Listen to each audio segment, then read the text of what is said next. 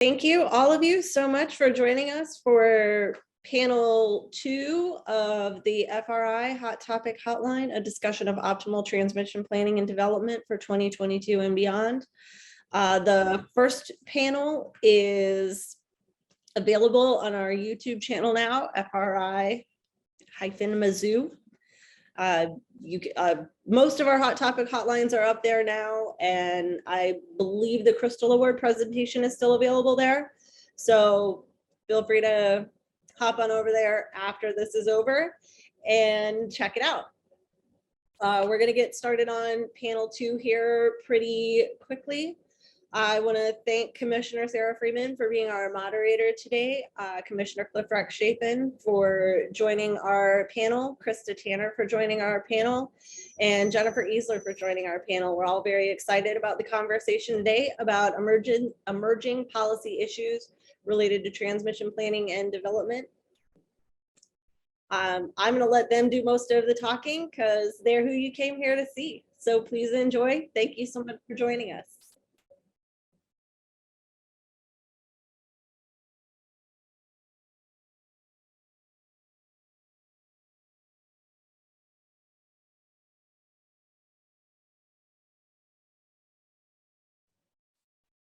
Commissioner Freeman?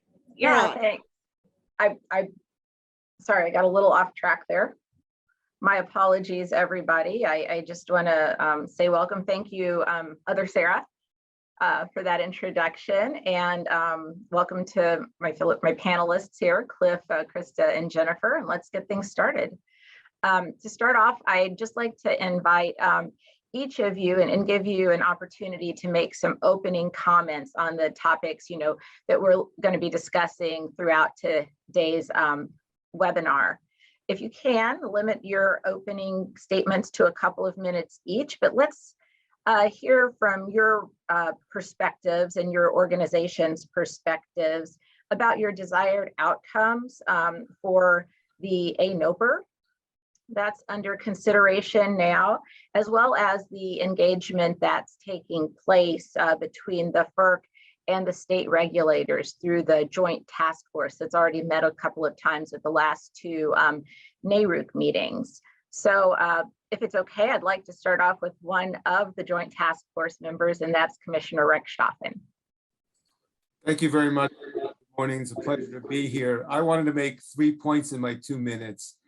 Transmission's having its moment. I think there's a growing consensus that we need a build out of the transmission system to meet the changing needs of our grid, our decarbonization goals, and increasingly reliability needs, especially as we get buffeted by climate change and other extreme events, and that the current planning process isn't working that well. It's not that efficient, and in particular, it's not well suited to the future that's coming. So one set of goals for us, for the California PUC and for NARUC, the NARUC task force more generally, I would say, is we need to better incorporate anticipated future generation in our planning, have planning more closely tied to policy goals, which we actually do pretty well in California, and incorporate a range of future planning scenarios. So that's number one. Second, California is very concerned about rising transmission costs and ways to contain costs. There's a couple of things I'd like to focus on. We'd like to see fewer projects that are self-approved, involve replacement and repair, are exempt from the regional planning process. We've seen success with competitive bidding. CAISO has been a leader in this, but we'd like to see fewer exemptions from the competitive bidding process. And we're interested in other ideas for containing costs. FERC threw out the idea of an independent transmission monitor that could play a variety of roles. California in particular thought there's a lot of merit to that. I'll note that that received mixed reviews from some other states. And then there are other ideas to require planners, transmission owners to consider alternatives. Important. And then finally, interregional planning is an important priority. In the West, like most of the rest of the country, we've essentially had no interregional projects over the past decade. I think there's a general view that we share that the current process is ineffective, and we think it'd be very helpful for FERC to establish some common planning principles and standards to more strongly promote interregional collaboration, not to mandate it, but to promote it. And I totally want to hear from Krista and Jennifer, of course, but honestly, you've put enough out there that I could just do follow-up questions, I think, for the rest of the hour, although that might not be to your liking, Cliff. So Krista, can you share your thoughts next? Yes, thank you, and good afternoon. Thank you for having me. So first of all, I'd just like to introduce myself and ITC to level set our perspective. ITC is the nation's largest independent transmission owner, and we operate over 16,000 miles of transmission line in 7, soon to be 8 states. In my role as Chief Business Officer, I oversee the operating companies that serve those states and the customers that they serve. I'm also, as many of you know, a former state regulator, and I was a state regulator on the Iowa Utilities Board from 2007 to 11 during a time when states were grappling with these exact same issues. So when I give you my perspective today, it's very much going to be a blend of those experiences, both as a state regulator who understands the weight of this that you're all carrying and the need to get it right, but also that practical perspective as someone who operates or is who leads the teams that operate the system and are ultimately at the end of the day in charge of providing reliable service to our customers. So to answer your question about, what do we hope to see from the ANOPR and the task force, in a nutshell, we want to see policy come out of this that enables but does not hinder transmission.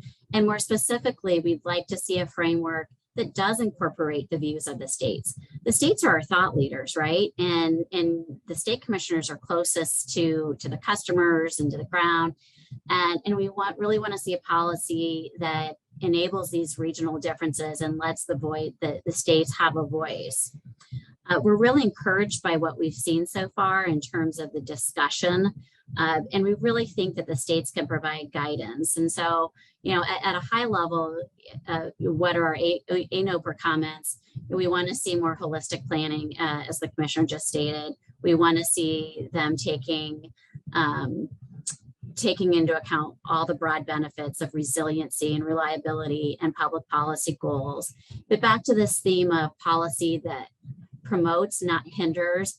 Love to have a discussion later about this concept of the independent transmission entity, because our concern is not, our concern is having another layer, because there are a lot of opportunities for oversight now that clearly aren't working if states don't feel like they have a voice. So let's think about how do we tweak the existing rules to give states the voice they need without creating another bureaucratic layer in Washington that frankly doesn't feel very accessible to people, to the average landowner, in the middle of America. So with that, I will wrap up my comments. I'm really looking forward to the conversation here today. Thank you. Great, thanks, Krista. And I apologize for not fully introducing you. So I will say, representing the consumer advocates is Jennifer Easlard. Jennifer, what do you have to say? Well, thank you for having me on the panel. I will do just a little bit of introduction also, just to give a little background to the basis for my comments. The ANOPR and the FERC-NARUC Joint Task Force are tackling super complicated and very important issues. The solutions aren't easy. I'm not a transmission planner or a utility planner. I represent consumer interests and try to ensure that the transmission and resource plans are developed based on sound assumptions and represent a low or least cost solution to meeting consumers' long-term energy needs. I understand the importance of participating in these planning processes. It's a challenging task, but immensely fulfilling. I speak on behalf of my own organization, the Iowa Office of Consumer Advocate, but I'm heavily engaged in dialogue with neighboring consumer advocate offices who are members of the Mid-Continent region. I believe there are about 15 states in total. We work to keep our consumer advocate members apprised of the issues and to help support their involvement in these processes. I know that all of our members are deeply grateful for the leadership that the organization of MISO States provides in this area, and we appreciate being able to be part of their dialogue as well. One kind of unique challenge we face is just a matter of resources and having the ability to participate actively in the numerous processes that exist. But I think most of our offices understand the importance of doing so.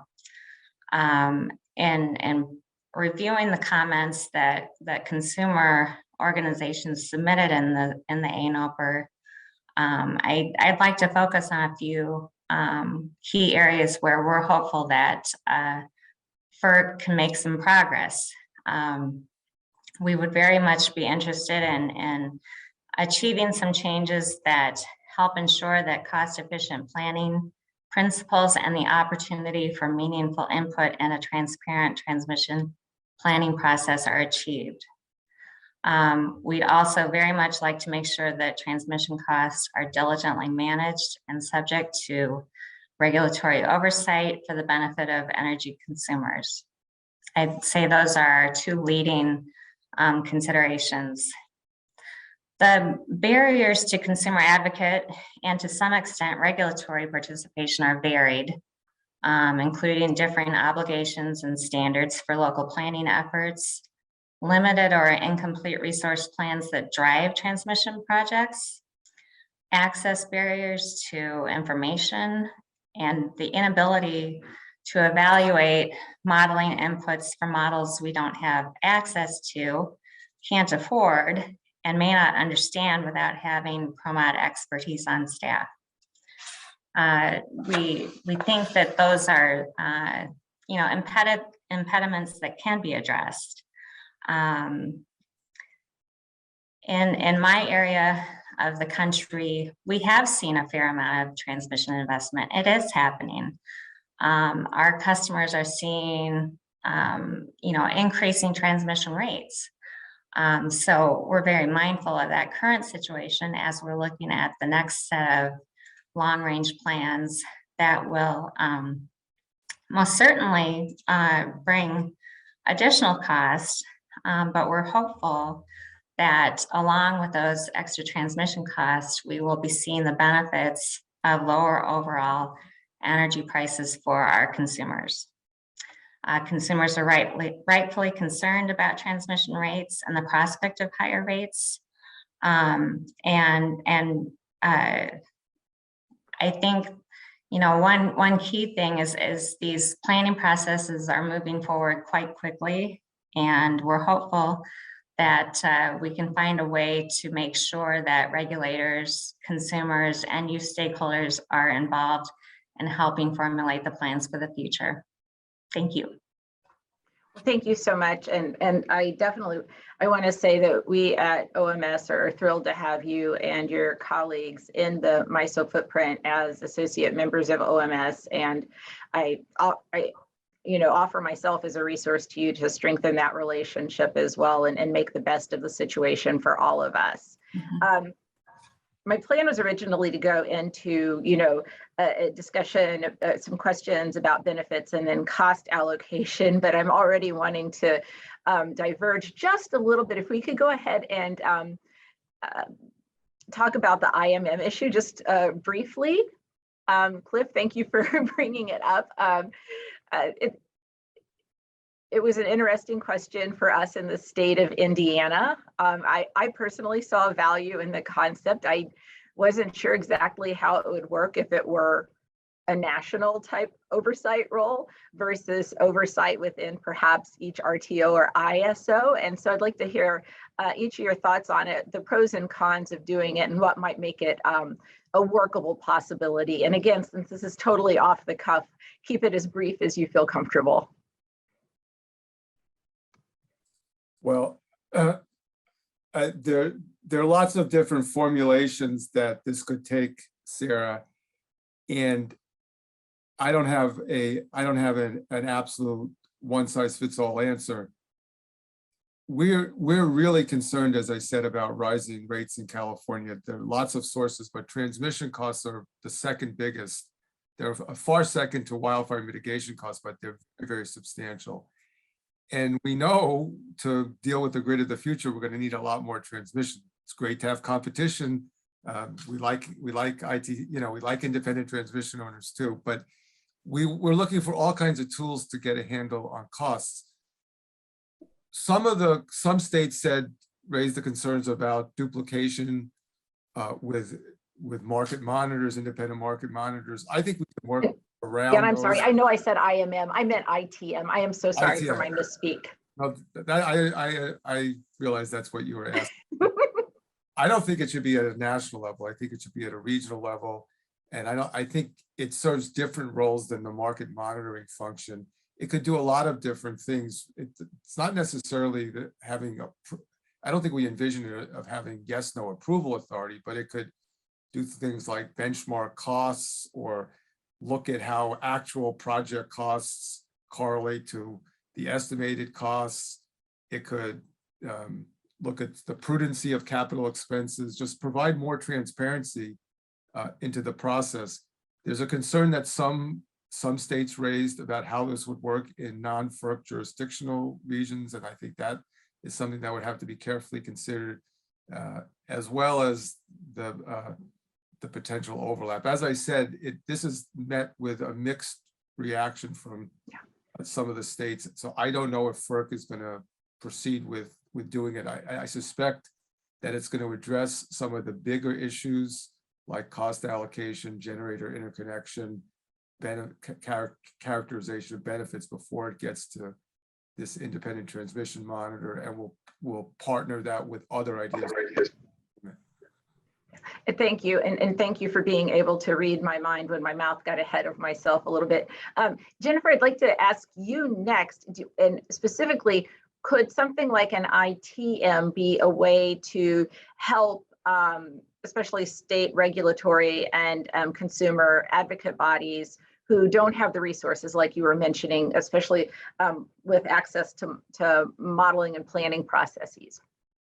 Yeah, I think the concept of the ITM holds a lot of potential to facilitate improved processes, especially in an RTO. I agree with Cliff that it probably needs to be a regional approach so that you're defining a role that meets the needs of that particular situation. I can see, and based on the comments I reviewed, we're doing a good job every 10 years of doing long range planning, but in between those decennial type efforts, we tend to get really focused on local projects. And is there a way that we can do a better job of sifting up projects that belong in a regional approach more routinely and not just every 10 years? And I think with the transmission monitor concept, you would have somebody who could play that role in moving towards a more comprehensive process that better considers the full range of benefits and advantages for customers, and having a more of a regional solution to problems that often can be more efficient and economic.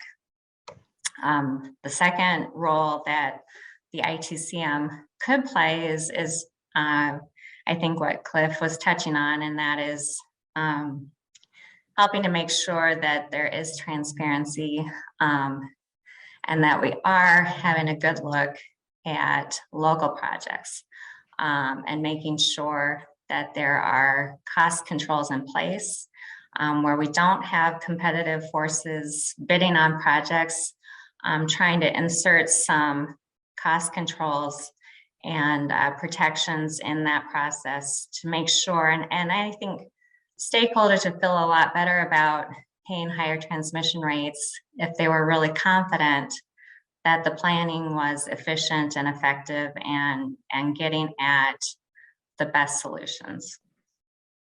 Thank you so much. Krista, anything you want to throw in there? And if you want to decline, I can start asking you some stuff about benefits. I'd love to address it. First of all, I mean, I wholeheartedly agree that we've got to come up with some sort of process that give our states and our consumer advocates the confidence in the process that they need. And I think we all share that objective. And so, as is always the case, the devil's in the details.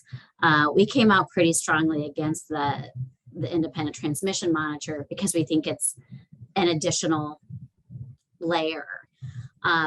The states we operate in are MISO. So all of our local projects go through the MTEP or the MISO planning process. So, you know, I know that there are parts of the country where people are evading some oversight, or there's a perception they are. And I think we need to be clear that that's not the case everywhere. On top of that, in many of the states we operate in, not all, but in many, particularly states with strong landowner and agricultural concerns, there is a lot of state oversight. And so, for example, in Iowa, where Jennifer and I work, as part of our certification or siting process, we have to prove need. And states have a creative way of getting cost in there too. In fact, we had an approval that said, yes, it's necessary, but it's only necessary at this cost. And, you know, we have some cost reporting. So, I think, so at a high level, this objective we're all aligned on. We've got to give people transparency and they have to have confidence in the process. Is it a matter of tweaking some existing processes? Is it a matter of looking across our country and some lessons learned, because some regions do it better than others? And so let's see what works. Let's tweak the processes we have, because again, I mean, this takes so long to build. And I think I don't hear anyone saying that there's not a need, right? So we know we've got this imperative need. And we've got, again, this is from our perspective, the MISO planning process, the state planning process. And these are states, these are lines that cross state lines. So you might be crossing the Mississippi River.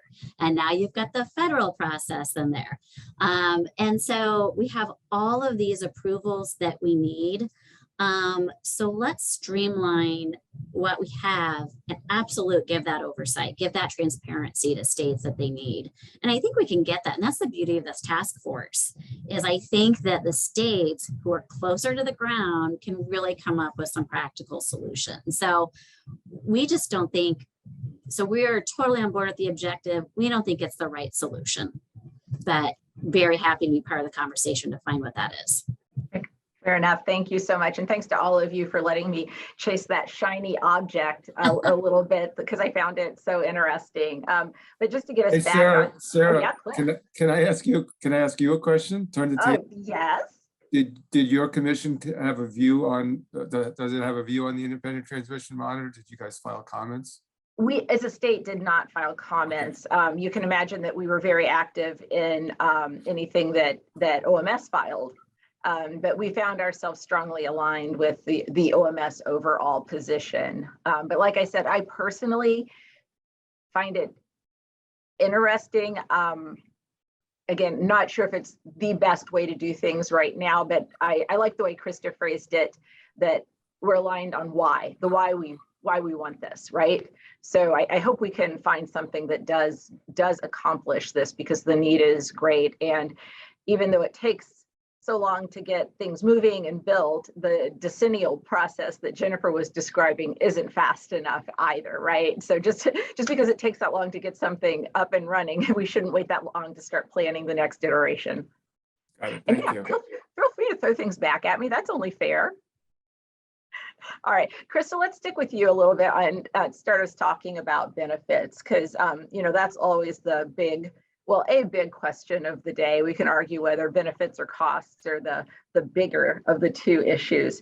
So I think most of us will agree that transmission projects, and especially groups of transmission projects, yield multiple value streams, but there still seems to be a tendency for us to group the benefits, you know, in those traditional buckets of economic benefits, reliability benefits, and policy-driven benefits. So using your perspective, what it would take to build our grid of the future to get us where we need to be, sooner rather than later. Are these current categories adequate? Are they measuring the right things, or are they perhaps stodgy and antiquated? And I might be shifting the answer toward a specific direction by saying it that way. and if you have any tips on how to make things better, share those as well. And then I think we'll just go to then Cliff and Jennifer, if that's okay, when Krista's finished with that question. Right. So absolutely, the way we're doing things hasn't been working. And the good news is we do have some examples of how this has worked in the past, and that's the MVPs. And MVP stands for multi-value project. It's just what it sounds like.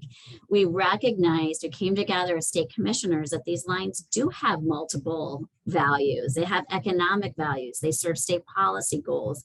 They provide resiliency. All of these great things, and the states came together and recognized that.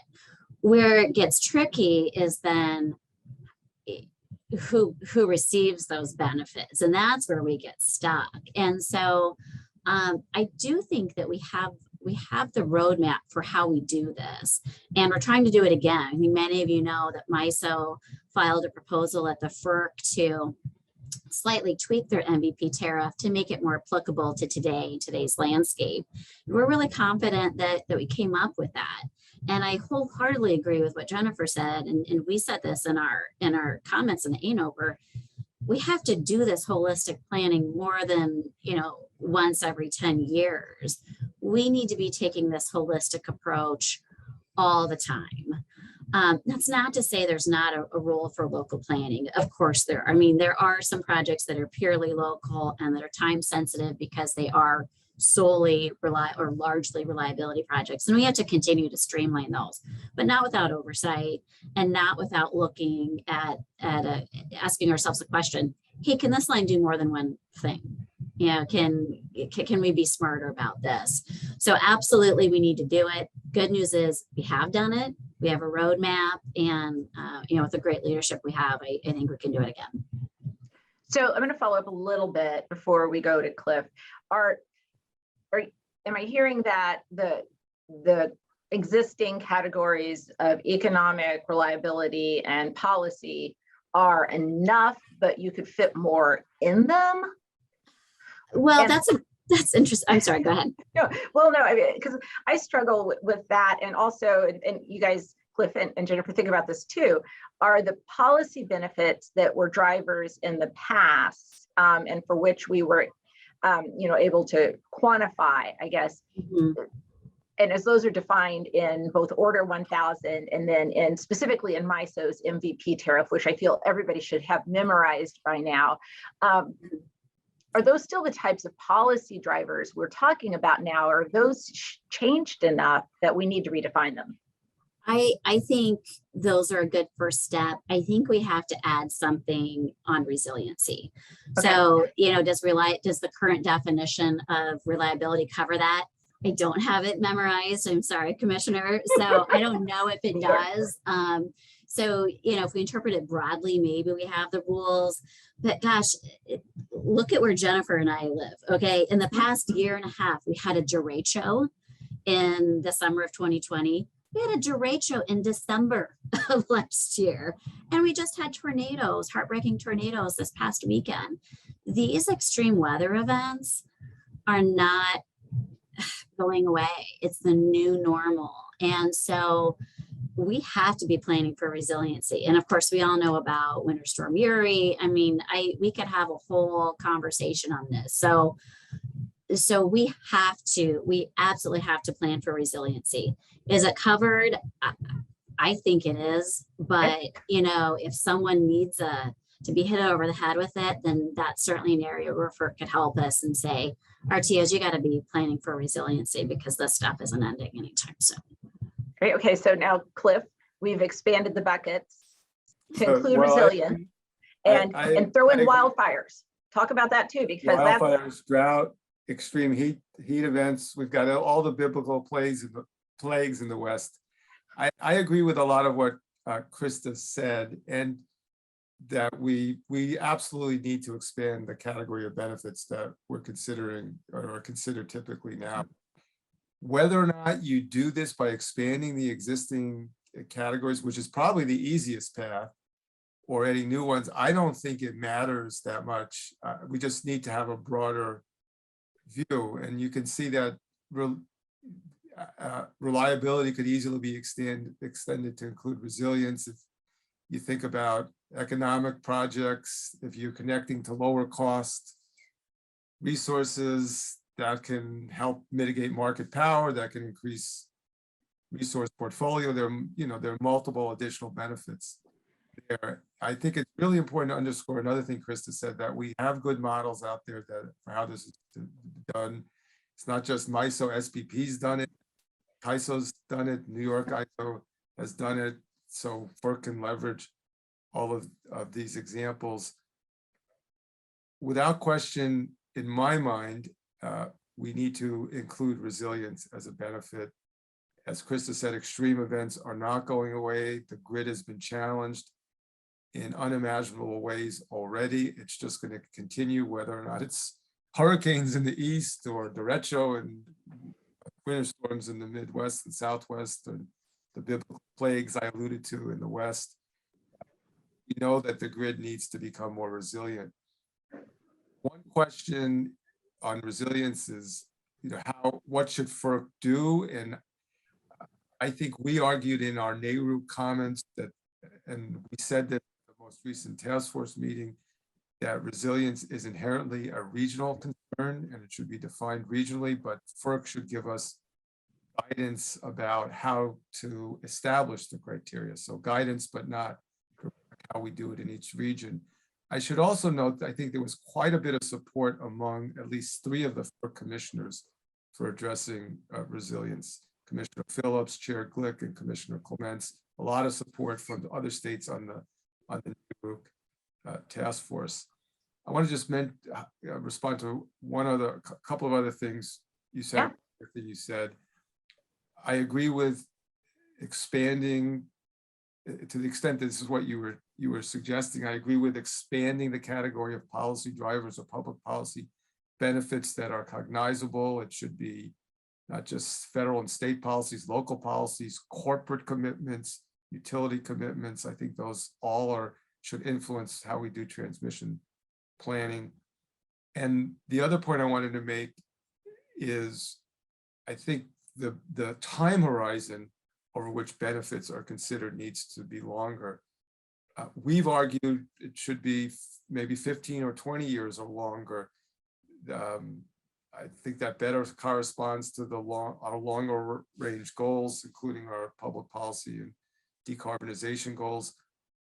Just FYI, for its part, the California ISO recently published a 20-year transmission outlook.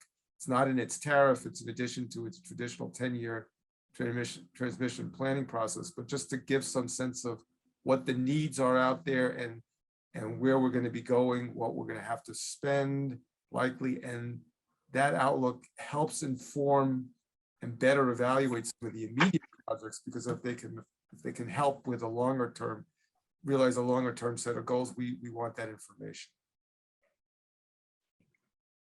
Thank you so much. And Jennifer, what do you have to add on this front? Oh my goodness. There's a lot to respond to. Outside of the decennial long-range planning process that we've been doing in MISO, and I don't want to be MISO-centric, but they do have a bit of a roadmap here for considering the buckets of benefits collectively. And outside of those, long-range efforts, I don't think we're doing a great job of considering just that core bucket of benefits as is. I think that's where that ITM concept can be useful to us. I think in the long range planning that's underway, under consideration in MISO, the existing buckets are generating what looks to be a pretty robust plan. And I'm not sure we need to necessarily expand it. I think we're probably, my preference would be, you know, if we are moving toward resilience, that we have a plan that really tackles resilience as a driver and a goal, not just an after, well, what are some more benefits that we can use to justify this?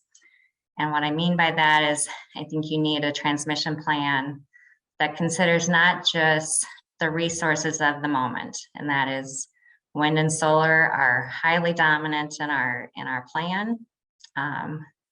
We're looking at the 10 and 15 year and 20-year plans that Cliff mentioned, but we're very, very focused on wind and solar. And I don't think that plan is giving enough attention to alternative technologies like storage and grid enhancing technologies and the full complement of resources that you really need to get resiliency right. So I'm a little cautious about expanding to include those benefits unless we're really focused on that bigger picture approach and giving a comprehensive review to the next phase of low carbon emitting resources, including the small modular nuclear. I don't think it's going to be strictly a solar wind solution to get to the future that we're all interested in.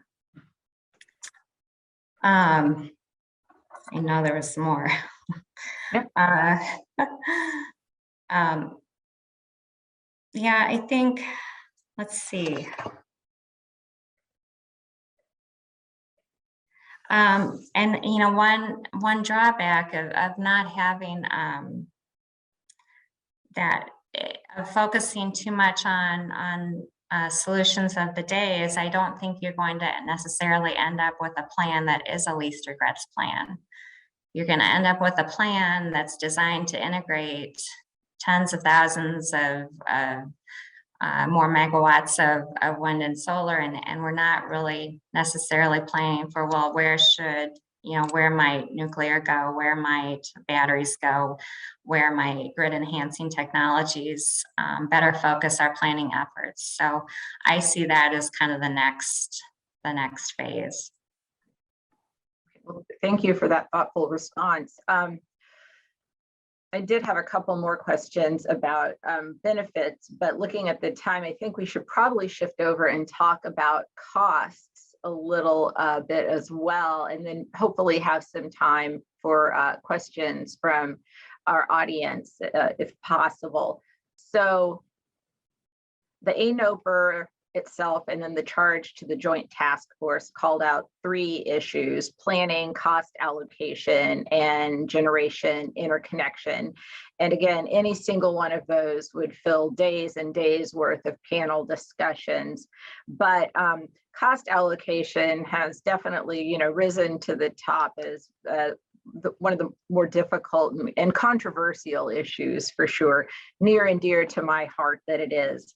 So over time, we've kind of seen 2 dominant schools of thought develop for cost allocation purposes. A really project-specific beneficiary pays model where we develop individual projects and then channel most of those costs to the primary recipients of the benefits.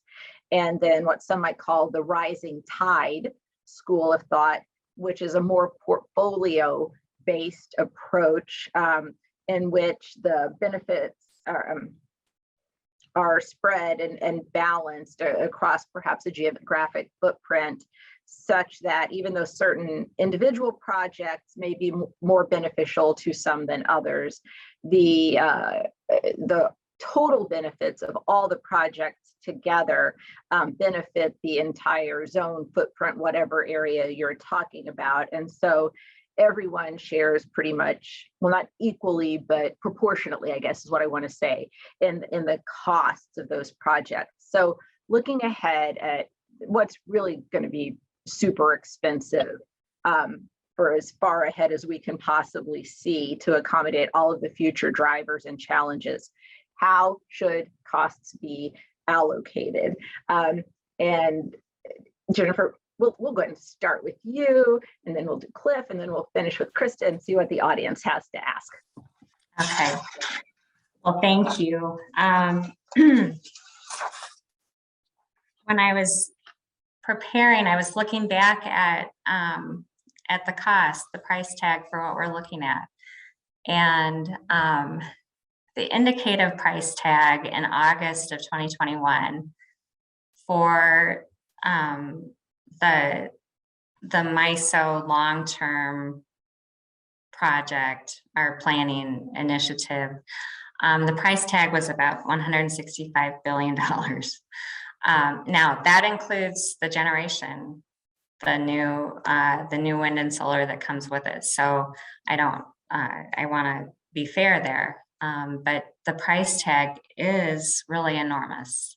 And I think I want to give credit where it's due. The renewable integration study that MISO conducted heading into this, I think, gave you a snapshot of what happens when you plan to reach a renewable energy deployment hitting 30, 40, and 50% penetration levels. So we had some sort of idea of what it would take to get there, and what impacts would result, and who the beneficiaries would be.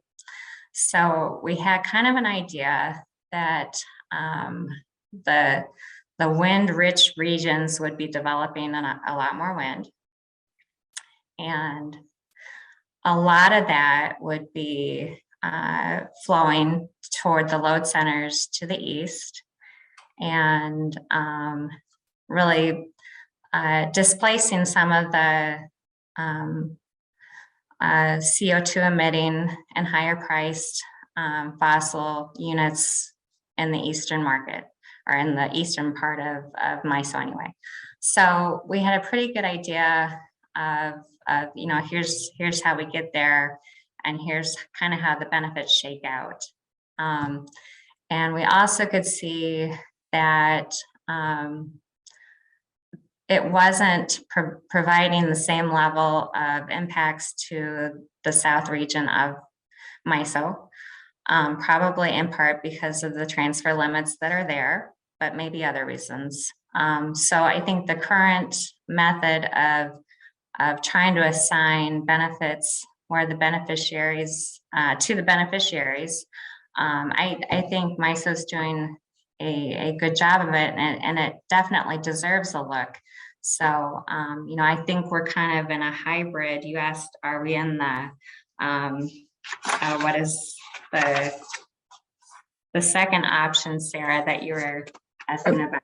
The rising tide. The rising tide. We're a hybrid rising tide. I would say that the central portion of MISO's, stands to benefit from the planned resource expansion and the planned transmission expansion, at least as to the first phase of it.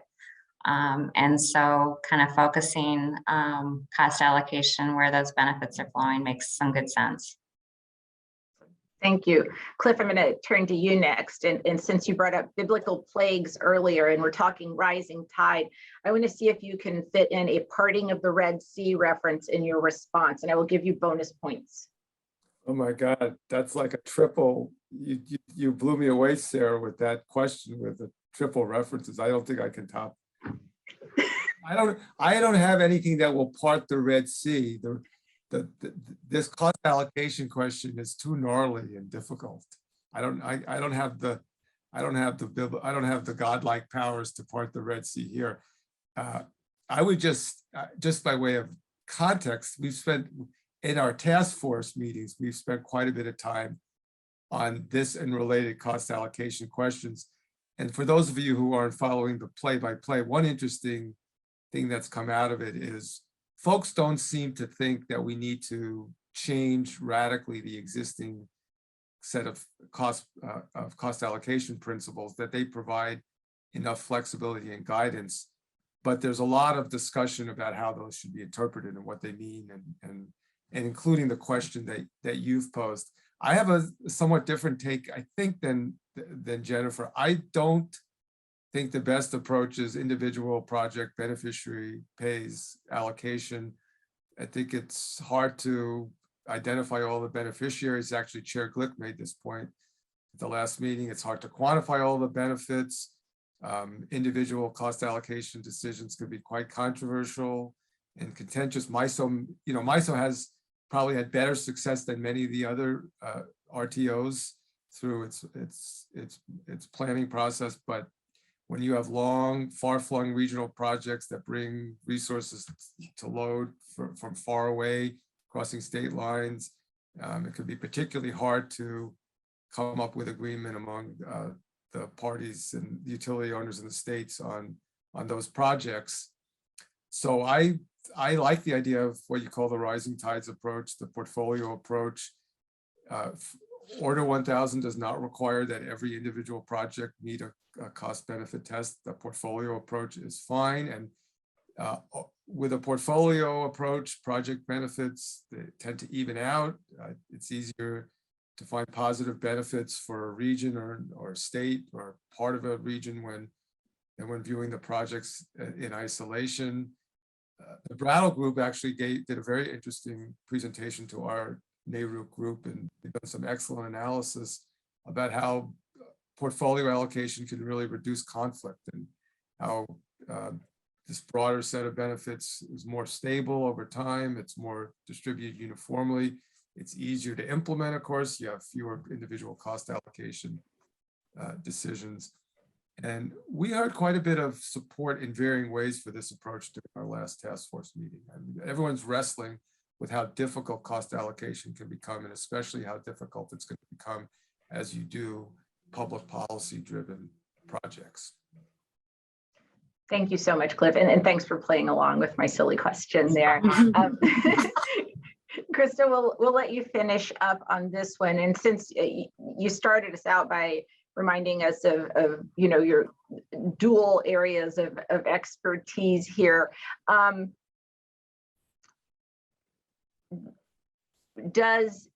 throw in yet another sub question, I guess.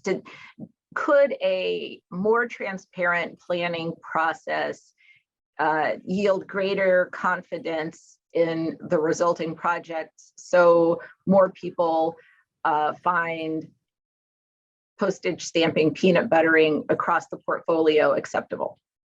Yeah, that's exactly the tie. I think you hit it on the head, because when you think about it, all of these positions are completely reasonable. The policymakers that serve rural areas, for example, where the renewables are located, if they bear the cost, and there's not a lot of people there, then you have a subset of customers bearing the responsibility for what really is a regional, state, or even federal policy. Well, that's not fair. Likewise, you have folks who are maybe out east and they say, I don't want your Iowa wind, and why do I have to pay for it? And by the way, you guys approve everything, and I don't have confidence that you're looking over, like, how do you give me confidence? And so I really think, I hadn't thought about it to your question, but I think you've kind of come up with the secret sauce, because yeah, good job. It's a miracle. It's a parting of the Red Seas. Thank you. It is akin to that. Here you go. So I tend to agree with Cliff that I think anytime your benefits are additive rather than siloed, broader cost allocation is very appropriate. And we've all talked about these broad benefits, and certainly resiliency is something that everyone benefits from. And so you just have to come up with something that's objectively reasonable and legally justified, but then to really give. So you're asking state regulators to make a leap of faith when you say, okay, I'm agreeing that my customers should bear this because I think they benefit, and I've got some sort of allocation that's good enough.